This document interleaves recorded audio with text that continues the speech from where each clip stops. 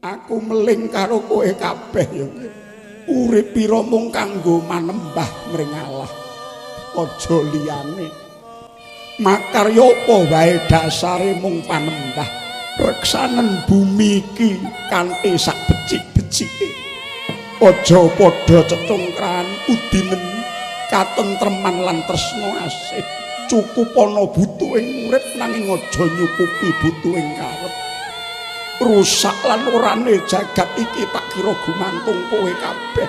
Elinga kabeh dumadi saka kaparenging dat sing murweng. Ing donya iki ora ana sing langgeng kejaba mung kabecikan. Lantaran aku Adam lan ibumu Kawa.